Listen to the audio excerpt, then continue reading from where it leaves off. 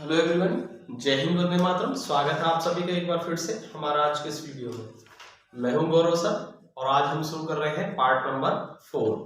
तो ये part number 3 हमारा हो गया था, आज हम ले रहे हैं पार्ट नंबर 4। ठीक है, तो पार्ट नंबर 4 भी जो है आपका वो लघु त्रिक प्रश्न सेकंड टाइप का है। ठीक है, लेकिन इसमें हम क्वेश्चन लेते हैं 5। इस बार होगा 5 का क्या। देखिए क्वेश्चन नंबर 5 का जो क्या रहेगा, इसमें है एक पतले समतल उत्तल लेंस की फोकस दूरी 20 सेंटीमीटर है। एक पतला है समतल उत्तल लेंस, देखिए समतल उत्तल लेंस, एक समतल और एक उत्तल, ऐसा लेंस है एक। ठीक है, समतल उत्तल लेंस। तो इसकी फोकस दूरी देखिए ए बराबर 20 सेंटीमीटर। पदार्थ का अपवर्तनांक जो दे रखा है वो 1.5 है और लेंस की उत्तल पृष्ठ की वक्रता त्रिज्या, उत्तल पृष्ठ जो है ये वाला, ये उत्तल पृष्ठ, इसकी वक्रता त्रिज्या दे रखी है, मान लो ये r1 है और समतल वाले की है r2 वक्रता त्रिज्या। तो r1 वक्रता त्रिज्या इसमें पूछी है, वक्रता त्रिज्या ज्ञात कीजिए। ठीक है, और जबकि हम क्या जानते हैं, देखो r2 के बारे में कोई इंफॉर्मेशन नहीं है। इसका मतलब होता है कि समतल जो होता है ना, समतल सतह, समतल पृष्ठ, उसकी वक्रता त्रिज्या सदैव क्या रहती है, वो इन्फिनिटी रहती है, अनंत रहती है। इसलिए हम इसको अपने आप ही क्या ले लेंगे, अनंत ले लेंगे। अब हमें देखो r1 का मान निकालना है, तो इसके लिए सीधा सा एक फॉर्मूला होता है भाई, तो वो क्या होता है 1/f बराबर, सॉल्यूशन कर रहे हैं इसका, 1/f बराबर n-1 इंटू 1/r1 और -1/r2, ये होता है फॉर्मूला इसका। ठीक है, n-1 1/r1 -1/r2। अब हमें देखो ये 20 दे रखा है और ये हमारा 1.5 है, -1 1/r1 और ये हमारा इन्फिनिटी। तो ये तो 1/∞ 0 हो गया और ये 1/20 बराबर कितना हो गया, ये हमारा 1/2 रह जाएगा, ये डेढ़ आधा रह जाएगा, फिर डेढ़ में से एक दिया तो आधा रह गया और ये हमारा 1/r1 हो जाएगा और ये 1/∞ 0 हो जाएगा। ठीक है, तो 2 से काट दिए 10 बार, तो इसका मतलब यहाँ से r1 का जो मान आ गया वो कितना आ गया, 10 सेंटीमीटर आ गया और यही इस क्वेश्चन का क्या हो जाएगा, आंसर हो जाएगा। ओके, ठीक है, तो देखते हैं हम अगला क्वेश्चन। देखिए अब देखें हम अगला क्वेश्चन, किसी छोटी दूरबीन के अभिदृश्यक की फोकस दूरी 144 सेंटीमीटर, यानी हमारे एक दूरबीन दे रखी है, छोटी दूरबीन, उसका अभिदृश्यक लेंस यानी f, अभिदृश्यक लेंस की फोकस दूरी f जो दे रखी है वो हमें दे रखी है इसमें 144 सेंटीमीटर। ठीक है, और फिर कह रहे हैं कि नेत्रिका की फोकस दूरी 6 सेंटीमीटर, नेत्रिका यानी कि f, नेत्रिका की फोकस दूरी कितनी है, 6 सेंटीमीटर है। ठीक है, ये दो चीज हमें दे रखी है इसमें, और इसमें आवर्धन क्षमता, ये जो दूरबीन है इस दूरबीन की आवर्धन क्षमता निकालनी है m, दूरबीन की आवर्धन क्षमता निकालनी है और फिर उसके बाद नेत्रिका के बीच पृथक्कन दूरी निकालनी है, पृथक्कन दूरी, पृथक्कन दूरी, ये दो चीज हमें ज्ञात करनी है। तो देखिए कैसे करेंगे, सॉल्यूशन देख लेते हैं इसका देखो हम क्या जानते हैं कि जो आवर्धन होता है, आवर्धन का फॉर्मूला होता है इसमें माइनस के f/f होता है। तो दूरबीन का जो आवर्धन होता है ये जब होता है जब अंतिम प्रतिबिंब कहाँ बनता है, अनंत पर बनता है, क्योंकि फोकस दूरी पर नहीं बन रहा है, इसलिए हमें कौन सा लेना होगा, अनंत दूरी वाला लेना होगा। तो यहां से देखिए f की वैल्यू कितनी है, 144 है और ये हमारा 6 है, 6 दूनी 12 और 6 चौक 24, तो यहां से आवर्धन जो आ जाएगा माइनस के 24 आ जाएगा। ठीक है, माइनस के 24 आ जाएगा। ठीक है, कितना आ गया, माइनस के 24 आ जाएगा सेंटीमीटर। ठीक, और नेगेटिव साइन आने का मतलब है कि जो प्रतिबिंब बन रहा होगा वो कैसा आएगा, उल्टा आएगा, इसलिए यहाँ पर माइनस साइन आया। अब देखो इसमें फर्स्ट हो गया हमारा ये, अब सेकंड है इसमें पृथक्कन दूरी, पृथक्कन दूरी, पृथक्कन दूरी कैसे निकालते हैं, पृथक्कन दूरी L ले लेते हैं हम, तो क्या होता है FO प्लस FE होता है, दोनों को क्या कर दें, जोड़ दीजिए, यानी अभिदृश्यक की फोकस दूरी और नेत्रिका की फोकस दूरी दोनों को योग कर दीजिए, वही हो जाता है पृथक्कन दूरी। कितना हो जाएगा, 144 और प्लस के 6 यानी कि 150 सेंटीमीटर हो जाएगा। ठीक है, यही इस क्वेश्चन का आंसर हो जाएगा। चलते हैं अगले क्वेश्चन की तरफ। तो देखिए अगला क्वेश्चन है इसमें 5 का गैप। इसमें आपको एक तो LED समझाना है, LED क्या है, और फिर इसके अभिलाक्षणिक वक्र भी समझाना है। ठीक है, वो बताना है क्या होगा, सिर्फ बनाने के लिए आया, समझाने के लिए। ठीक है, तो इसमें LED क्या है, देखिए LED जो होता है इसका पूरा नाम होता है, पहले तो इसका पूरा नाम देख लीजिए, ये होता है लाइट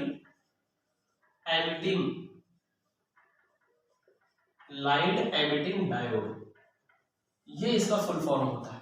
ठीक है, और LED के लिए देखो हम सबसे पहले एक सर्किट डायग्राम बना लेते हैं। ये कुछ इस तरीके से होता है, इसमें एक पीएन जंक्शन डायोड होता है, ये हो गया हमारा एन टाइप और ये होता है P type. PN junction diode होता है इसमें, पीएन संधि डायोड, और इसके साथ इसमें फॉरवर्ड बायसिंग हो रही होती है, ये नेगेटिव और ये पॉजिटिव, नेगेटिव पॉजिटिव। ठीक है, एक हम यहाँ पर बैटरी लगा देते हैं और यहाँ पर एक प्रतिरोध लगा देते हैं R। ठीक है, तो ये हो गया। अब देखो इसमें से यहां से इस तरीके से रेडिएशन निकलते हैं, इसमें से रेडिएशन निकलते हैं और वो भी H न्यू एनर्जी के। ठीक है, ये है देखो इसमें। अब देखो इसको समझते हैं पहले तो LED फुल फॉर्म होगी लाइट एमिटिंग डायोड। ठीक है, LED। अब देखो क्या है ये LED, ठीक समझते हैं इसे। देखिए हमने किसी सर्किट में पीएन जंक्शन डायोड लिया और उस पीएन जंक्शन डायोड के साथ एक बैटरी को फॉरवर्ड बायसिंग लगाया, यानी अग्र अभिनत किया है। ठीक है, और उसके साथ श्रेणी क्रम में हमने दोनों के साथ क्या डाल दिया, बीच में एक प्रतिरोध डाल दिया। ये प्रतिरोध क्यों डाला है, क्योंकि प्रतिरोध रहेगा तो अगर मान लीजिए किसी वायदे पे अगर इसमें मान लीजिए ज्यादा विद्युत धारा प्रवाहित हो जाए तो पीएन जंक्शन डायोड जलने से बच जाए, यानी कि खराब होने से बच जाए, इसीलिए यहाँ पर हमने श्रेणी क्रम में एक प्रतिरोध डाल देते हैं। ठीक है, बाकी हमने पीएन जंक्शन डायोड को इसकी फॉरवर्ड बायसिंग की है, यानी कि अग्रभिनत क्या है। अग्रभिनत की पहचान क्या होती है, पी टाइप को प्लस से और एन टाइप को नेगेटिव से जोड़ देते हैं, ये अग्र अभिनति की पहचान होती है। ठीक है, अब देखिए क्या होता है इसमें कि जो हमने पीएन जंक्शन डायोड के साथ हमने जो बैटरी लगाई है, तो बायसिंग बैटरी बोलते हैं इसे। तो बायसिंग बैटरी की जो ऊर्जा होती है, ठीक है, इसकी जो विद्युत ऊर्जा है, ये पीएन जंक्शन डायोड जो होता है उसे विकिरण ऊर्जा में परिवर्तित कर देता है। विकिरण ऊर्जा यानी कि लाइट एनर्जी में कन्वर्ट कर देता है। ठीक है, बायसिंग बैटरी की ऊर्जा को विकिरण ऊर्जा में परिवर्तित कर देता है और इसी को कहते हैं हम एलईडी। ठीक है, तो एलईडी क्या है, एक ऐसी युक्ति है जो बायसिंग बैटरी की ऊर्जा को विकिरण ऊर्जा में परिवर्तित कर देता है। ठीक है, और इसका डायग्राम मैंने बता दिया कैसे कैसे बनेगा, आप लिख देंगे यहाँ पर। एक पीएन जंक्शन डायोड के साथ एक बैटरी लगा देते हैं और उसकी अग्रभिनति कराते हैं तथा श्रेणी क्रम में दोनों के डायोड और बैटरी के श्रेणी क्रम में एक प्रतिरोध लगा देते हैं, ताकि परिपथ में बैटरी से अधिक धारा प्रवाहित होने पर पीएन जंक्शन डायोड खराब होने से बच जाए या जलने से बच जाए या क्षति होने से बच जाए। ठीक है, इस तरीके से। अब देखो काम कैसे होता है, देखो ध्यान से सुनिए। पीएन जंक्शन डायोड होता है और पीएन जंक्शन डायोड में हमने आपको बता रखा है, अगर आपने नहीं पढ़ा तो एक बार पढ़ लेना पीएन जंक्शन डायोड को। देखिए पीएन जंक्शन डायोड जो होता है, इसमें क्या होता है, एन क्षेत्र होता है और एक पी क्षेत्र होता है। पी क्षेत्र में होल यानी कि कोटर होते हैं और एन क्षेत्र में इलेक्ट्रॉन्स होते हैं और बीच में क्या होती है, एक संधि होती है। ठीक है, और जैसे ही देखो पीएन जंक्शन डायोड है ये, इसमें हम जैसे पीएन जंक्शन डायोड बनता है और उसकी अभिनति कराते हैं हम यहाँ बैटरी से, तो होता यह है कि पी टाइप के होल यानी कि कोटर एन क्षेत्र में और एन क्षेत्र के इलेक्ट्रॉन पी क्षेत्र में चले जाते हैं, जिसकी वजह से संधि पर जो बीच में जो संधि होती है पीएन और पी टाइप और एन टाइप के बीच में जो संधि होती है, वहां पर क्या होगा कि अल्पसंख्यक वाहकों की सांद्रता बढ़ जाती है। अब जब सांद्रता बढ़ गई तो उसको बैलेंस करने के लिए यानी साम्य अवस्था में लाने के लिए क्या होगा कि जो बहुसंख्यक वाहक अल्पसंख्यक वाहक है वो बहुसंख्यक वाहकों के साथ क्या कर जाते हैं, ये उनके साथ उदासीन होना स्टार्ट कर देते हैं। ठीक है, उदासीन होने पर जो ऊर्जा जो फ्री होती है वही ऊर्जा विकिरण रूप में यानी विकिरण ऊर्जा के रूप में आपको मिल जाती है। इस तरीके से इसकी बायसिंग हो जाती है। ठीक है, तो कार्यविधि समझ में आया। अब देखो इसमें कहा क्या है कि हमें इसकी अभिलाक्षणिक वक्र और देखने। तो देखो वक्र में आपको बना दे रहा हूं कैसे बनते हैं इसके अभिलाक्षणिक वक्र, देख लीजिए। यहाँ पर हमने पॉजिटिव ले लिया और यहाँ पर नेगेटिव वोल्टेज लगाएंगे हम यहाँ पर। ठीक है ना, यहाँ लगाएंगे हम अग्र वोल्टेज प्लस, इसलिए इसे लिख दिए हम अग्र वोल्टेज और यहाँ लगाएंगे हम ऋणात्मक वोल्टेज यानी कि उत्क्रम वोल्टेज, ठीक है। और यहां पर देखिए ये हमारा धारा रहेगी, यहाँ पर, यहाँ क्या लेंगे हम, यहाँ वोल्टेज लगाएंगे और यहाँ धारा का मान पढ़ेंगे, धारा आई।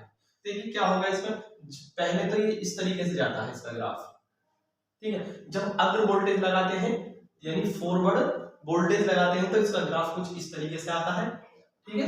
ये हमारा रीजन फर्स्ट हो गया, ये रीजन इतना तो हो गया रीजन फर्स्ट, और ये हो गया रीजन सेकंड, ठीक है। दो रीजन मिले आपको इसमें। इसको जो हम बोलते हैं, इस वाले रीजन सेकंड को बोलते हैं क्रियाशील, क्या बोलते हैं, क्रियाशील, ठीक है, अवस्था। और इसको बोलते हैं हम, ये जो है ये इसे बोलते हैं, इस वाले को बोलते हैं, फर्स्ट वाले क्षेत्र को इसे बोलते हैं हम अक्रियाशील, अक्रियाशील अवस्था। देखिए इसका मतलब क्या है, यहां देखिए जब आपने फॉरवर्ड वोल्टेज VF मतलब फॉरवर्ड वोल्टेज बोलते हैं इसे, जब फॉरवर्ड वोल्टेज लगाए तो यहां से धारा नहीं बढ़ती और धारा यहां से बढ़ना स्टार्ट होती है, यानी क्रियाशील जो अवस्था वो यही तो है, यहीं से तो क्रिया करना स्टार्ट करता है। तो ये जो इधर से यहां से लेकर इधर इधर का जो क्षेत्र हो गया वो क्रियाशील होता है, लेकिन यहां से यहां तक डायोड क्रियाशील नहीं होता है, ठीक है। तो इसलिए यहाँ पर देखो कोई धारा नहीं मिल रही, यानी क्रियाशील वोल्टेज लगाए जा रहे हैं लेकिन धारा का मान नहीं बढ़ रहा है, मतलब ये क्या है, अक्रियाशील है, यहाँ पर कोई क्रिया नहीं हुई है। ऐसे जब हम रिवर्स वोल्टेज के लिए निकालते हैं ना, रिवर्स के लिए, तो कुछ इस तरीके से आता है, ठीक है। तो रिवर्स वोल्टेज यानी उत्क्रम वोल्टेज के लिए ग्राफ इस तरीके से आता है। तो ये मैंने आपको दिखा दिया है, इसका अभिलाक्षणिक वक्र हो गया FD का, ठीक है। चलते हैं अगले क्वेश्चन की तरफ।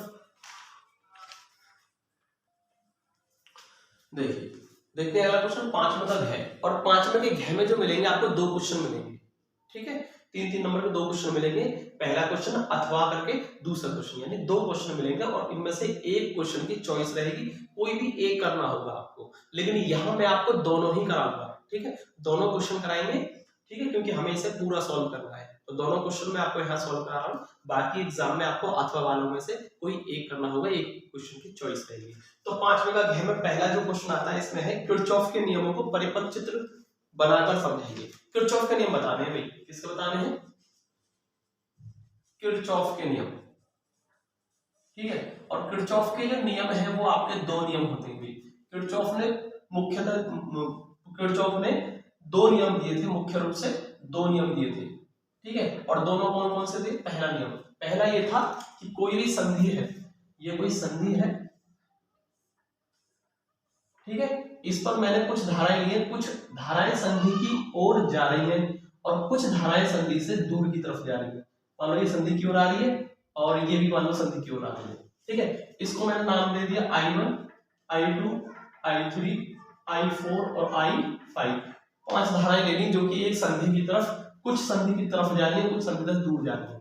तो इसमें बताया था किरचॉफ ने पहले नियम में किसी संधि पर मिलने वाली समस्त विद्युत धाराओं का बीजगणितीय योग 0 होता है, अर्थात समेशन I बराबर 0 है, ठीक है। इसका मतलब क्या, इसका मतलब है कि मान लीजिए अगर हम संधि की ओर जाने वाली धारा को धनात्मक चिन्ह के साथ प्रदर्शित करें तो दूर जाने वाली धाराओं को ऋणात्मक चिन्ह के साथ प्रदर्शित करना होगा, क्योंकि धारा की दिशा, ठीक है, दिशा को देखेंगे हम, तो संधि की ओर जाने वाली धारा धनात्मक और दूर जाने वाली ऋणात्मक है।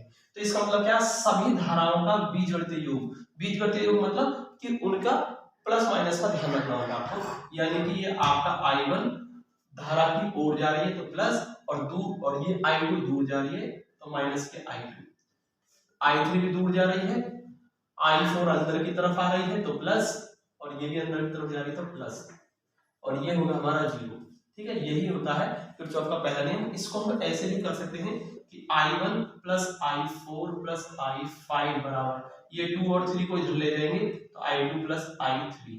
इसका मतलब क्या हो गया, देखिए यहाँ से ध्यान से, 1, 4 और 5, 1 हो गई है, 4 और 5 अंदर आ रही है और 2 और 3 आपकी बाहर जा रही है, जंक्शन से दूर जा रही है। इसका मतलब क्या है कि संधि की ओर आने वाली कुल विद्युत धारा, ठीक है, बराबर होता है संधि से दूर जाने वाली कुल विद्युत धारा, यानी संधि की ओर आने वाली विद्युत धारा का कुल योग बराबर होता है संधि से दूर जाने वाली धारा का कुल योग के ठीक है, बराबर होता है। और यही होता है किरचॉफ का पहला नियम। ओके, अब चलते हैं किरचॉफ के दूसरे नियम की तरफ। तो देखिए किरचॉफ का सेकंड नियम है, इसके लिए मैंने एक परिपथ बना लिया है। तो देखिए क्या है ये, देखिए इसमें परिपथ में एक विद्युत भाग बल E1 लगा हुआ है और संगत, और मान लीजिए इससे धारा I1 निकल रही है और प्रतिरोध R1 है। यहाँ E2 विद्युत भाग बल है, I2 धारा प्रवाहित हो रही है इससे, और R2 प्रतिरोध है, और तीसरा प्रतिरोध R3 है। और यहाँ से हमने A B C D E F ले लिए हैं ये। अब देखो ये क्या होता है, किरचॉफ का जो नियम होता है ये किसी बंद पाश के लिए लगता है। किसके लिए? बंद पाश। किसके लिए? बंद पाश। तो बंद पाश के लिए लगता है, जैसे कि ये है एक सर्किट, क्लोज सर्किट, यानी बंद पास के लिए लगता है इस तरीके से, या इस तरीके से पूरे में लगा सकते हैं। तो बंद पास के लिए लगता है, और इसमें क्या होता है कि किसी बंद पास में प्रवाहित धारा, ठीक है, प्रवाहित धारा तथा संगत प्रतिरोध का गुणनफल सदैव, ठीक है, यानी कि दोबारा सुन लीजिए, किसी बंद पास में प्रवाहित धारा तथा संगत प्रतिरोधों के गुणनफलों का बीजगणितीय योग सदैव परिपथ में कुल विद्युत वाहक बलों के बीजगणितीय योग के बराबर होता है, यानी समेशन IR बराबर समेशन E। ये था किरचॉफ का दूसरा नियम। अब देखो इसको हम जरा प्रूफ करते हैं कैसे। किसी बंद पाश में लगाते हैं, मान लीजिए मैंने ले लिया बंद पाश A B C D के लिए लगा रहे हैं हम, तो कैसे किरचॉफ का नियम अप्लाई कैसे करेंगे।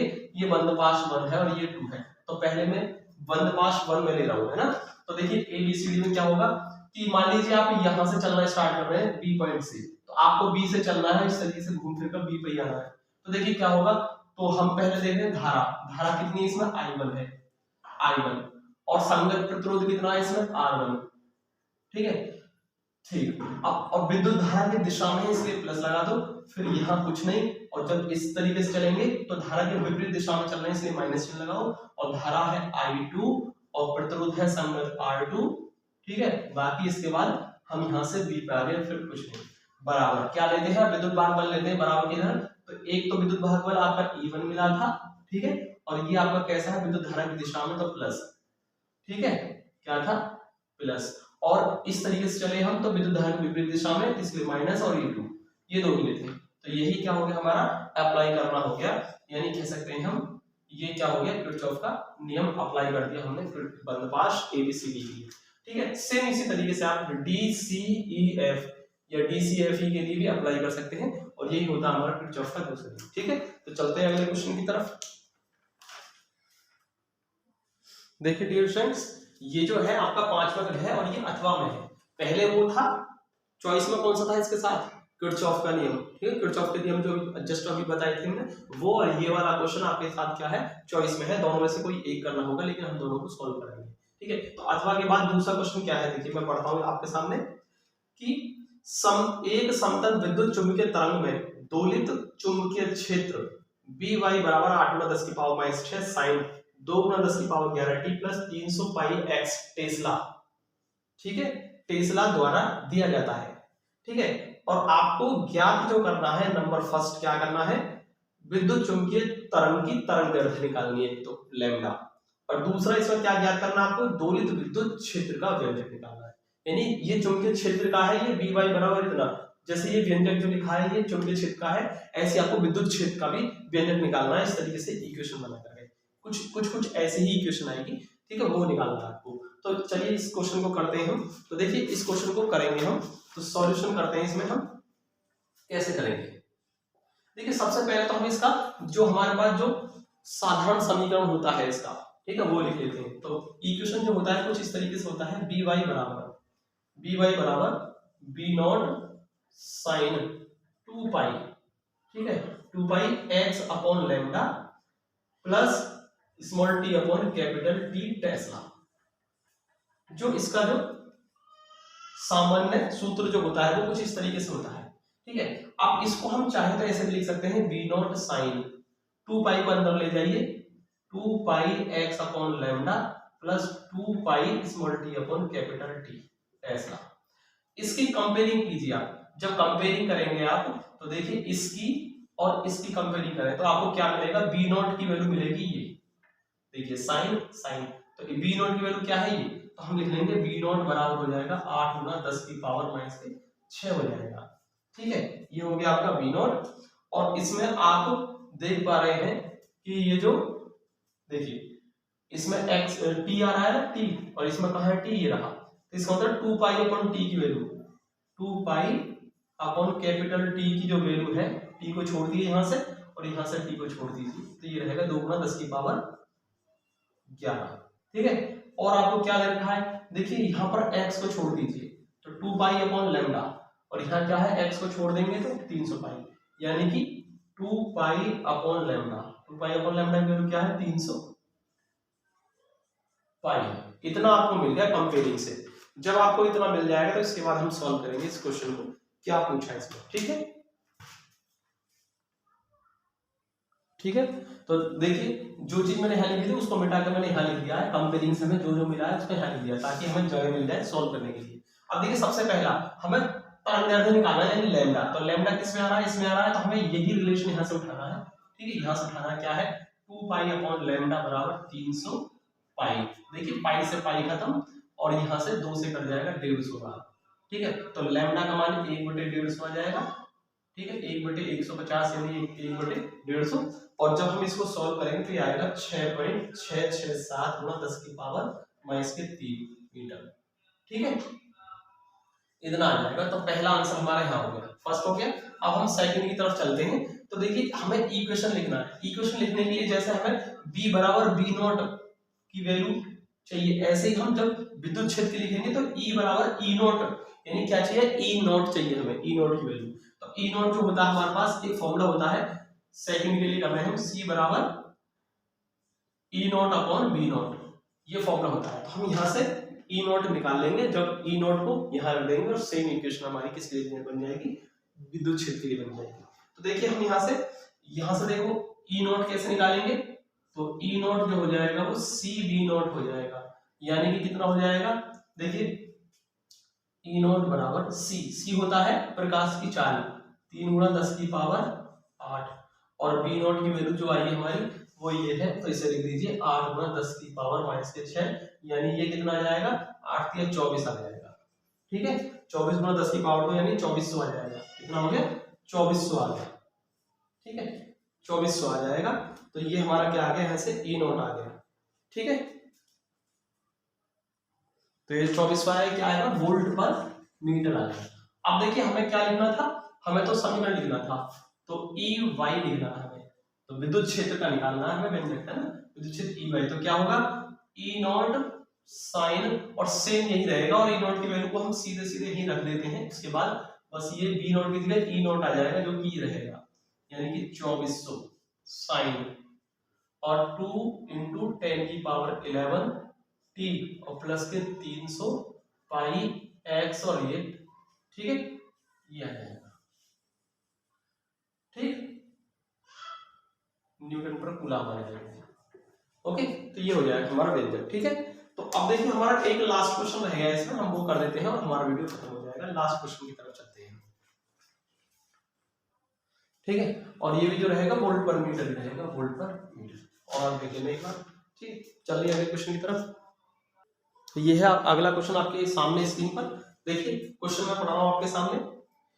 किसी उत्तेजित हाइड्रोजन परमाणु में इलेक्ट्रॉन की जो ऊर्जा है वो माइनस के 3.4 इलेक्ट्रॉन वोल्ट दे रखी है इस क्वेश्चन के अंदर, और जबकि हम जानते हैं कि nवीं कक्षा में इलेक्ट्रॉन की जो ऊर्जा होती है फिक्स रहती है, माइनस के 13.6/n² इलेक्ट्रॉन वोल्ट होती है। तो nवीं कक्षा में इतनी है, और आपसे कहा है कि किसी उत्तेजित कक्षा के लिए क्या है, ऊर्जा माइनस में 3.4 इलेक्ट्रॉन वोल्ट है। और h क्या होता है इसमें, यहाँ पर एक प्लांक कांस्टेंट आएगा h। ठीक है, इसकी वैल्यू क्या होती है, 6.6 × 10⁻⁻⁴ जूल सेकंड होती है। अब आपसे जो पूछा है कोणीय संवेग पूछा है इसमें। ठीक है, इलेक्ट्रॉन का कोणीय संवेग निकालना है, J, कोणीय संवेग J निकालना है इसमें।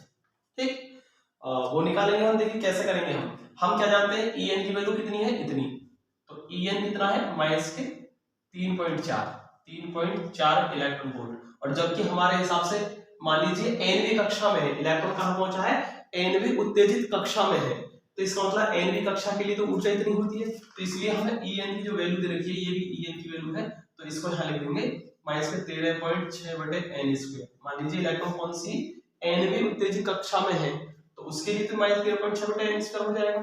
और ये कितना हमारा -3.4 इलेक्ट्रॉन वोल्ट है। ठीक है, ये भी इलेक्ट्रॉन वोल्ट में है। ठीक है, तो ये तो इलेक्ट्रॉन वोल्ट कैंसिल हो गया, माइनस से माइनस खत्म हो गया, और यहां से हम ये हमारा कैंसिल हो जाएगा 4 बार। कितना? 4 बार, यानी n² बराबर 4 आ गया, यानी n बराबर 2। इसका मतलब हो गया इलेक्ट्रॉन जो है कौन सी कक्षा में है? उत्तेजित आप कक्षा में है। इसमें कहा है कि इलेक्ट्रॉन उत्तेजित कक्षा में है और वो कौन सी कक्षा है? n बराबर 2 है। इसका मतलब n बराबर 2 में है इलेक्ट्रॉन। अब इसके लिए कोणीय संवेग निकालना हमें, तो यहां कर देता हूं मैं इस चीज को। तो दूसरी उत्तेजित कक्षा के लिए इलेक्ट्रॉन का कोणीय संवेग निकालना है। तो संवेग का फॉर्मूला होता है NH/2π होता है। तो यहां से n का मतलब दूसरी कक्षा में है वो, h का मतलब प्लांक नियतांक जो कि 6.6 × 10⁻⁻34 हो गया, और 2 और पाई का मान 3.14। तो डियर स्टूडेंट्स, आप इसको सॉल्व आराम से कर सकते हैं। जब आप इसको सॉल्व करेंगे तो मैं इसका आंसर लिख देता हूं, कितना आएगा? ये 2.1 आ जाएगा गुणा 10⁻⁻34 आ जाएगा। ठीक है, ये आ जाएगा जूल सेकेंड। यही आपका क्वेश्चन का आंसर होगा, और यही वीडियो हमारा यही खत्म होता है। मिलते हैं अगले वीडियो नंबर 5 में, जिसमें मैं आपको लॉन्ग क्वेश्चन कराऊंगा। ठीक है, तो आपका खंड ए बे से और दे हो गया, लास्ट खंड ये रह गया है, उसे हम करेंगे 2 वीडियो में। ठीक है, 5 और 6 में। इस तरीके से 6 पार्ट में पूरी हमारा ये पेपर, मॉडल पेपर सॉल्व हो जाएगा। तो मिलते हैं अगले वीडियो में, तब तक के लिए जय हिंद, वंदे मातरम। अगर वीडियो अच्छी लग रही हो तो प्लीज लाइक करें, सब्सक्राइब करें। ठीक है, और भी अपने साथी लोगों के साथ इस वीडियो को शेयर करें ताकि वो भी अच्छा परफॉर्म कर सकें। ओके, मिलते हैं अगले वीडियो में। थैंक्स।